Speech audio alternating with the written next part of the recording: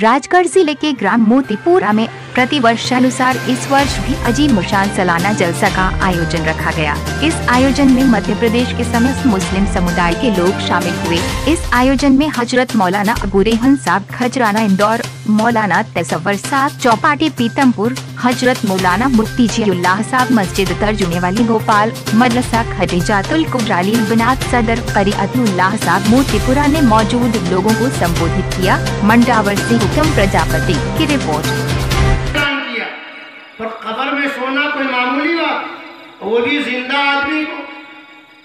एक कंजूस मक्खी चूस बकील तैयार हो गया कि मैं एक रात कब्र में सोऊंगा, जिसने कभी कोई सदका खैरात नहीं किया था, क्योंकि उसकी नफ्स के अंदर कंजूसी, कसावती, सख्ती इतना थी। पर जिस वक्त उसने ठाना, 1 लाख के लालच ने उसे जिंदा खबर में सोने के लिए मजबूर किया, उसके नफ्स की कंजूस पने ने एक फकीर साइल आया कि दे दे कुछ अल्लाह के नाम, दे दे कुछ अल्लाह के नाम। अब वो तो इतना कंजूस, इतना मक्खी चूस, बड़ा बकील, जिसके नफ्स में शू ही शू भरा था, कुछ नहीं दिखा। एक बादाम का छिलका पड़ा था, उस छिलके को सस्ते में दे दिया। फकीर ने कहा अल्लाह तेरा भला करे। इधर ये बादशाह के पास गया, जिंदा इसे कफन पहनाया गया।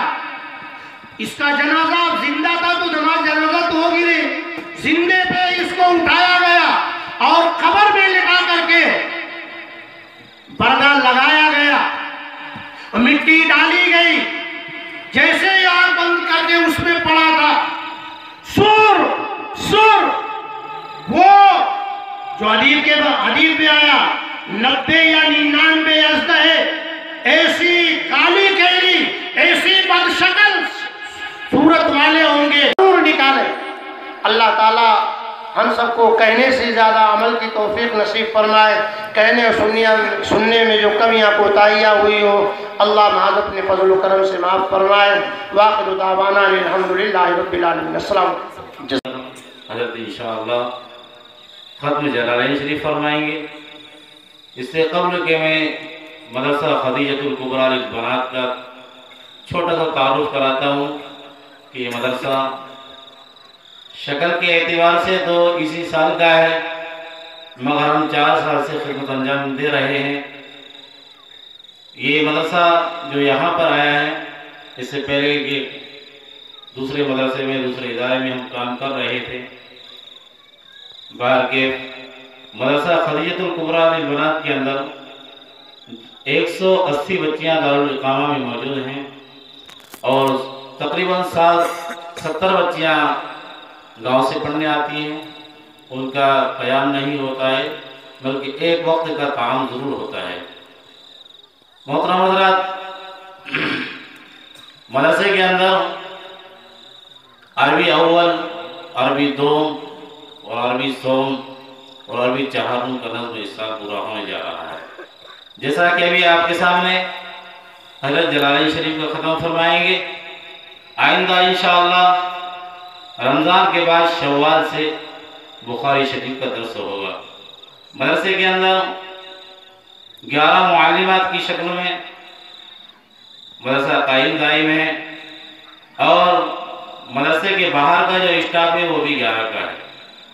ये बड़ी खुशी की बात है कि आदत जो है हमारा बराबर चल रहा है। आप हज़रात की दुआओं से मदरसे के अंदर इस साल चहारुम पूरा होने जा रहा है।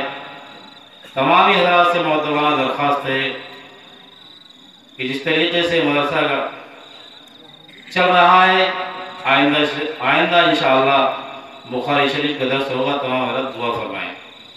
दूसरी बात यह है कि मैं बड़े तहे दिल से शुक्रगुजार हूँ आप लोगों का कि आप अपने मुशक्क़तों, परेशानियों को बर्दाश्त करते हुए इस मजमून को आपने सजाई है।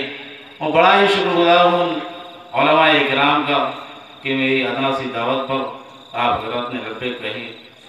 मैं अपनी ज़बान से शुक्र अदा नहीं कर सकता। मोहतरम हज़रात, इसी तरीके से हमारे गाँव के नौजवान اور گاؤں کے ذمہ داران کا بھی بڑا شکر گزار ہوں کہ ہمارے اس پروگرام کو بڑی محنتوں سے سجایا، اور قریب کے قبل کے 2 گاؤں ہمارا سیکا اور تاجی پورہ، انہوں نے ماشاءاللہ بڑی خدمت انجام دی۔ بات کو آگے نہ بڑھاتے ہوئے میں بہت کم وقت میں انشاءاللہ اپنی بات ختم کرنے جا رہا ہوں۔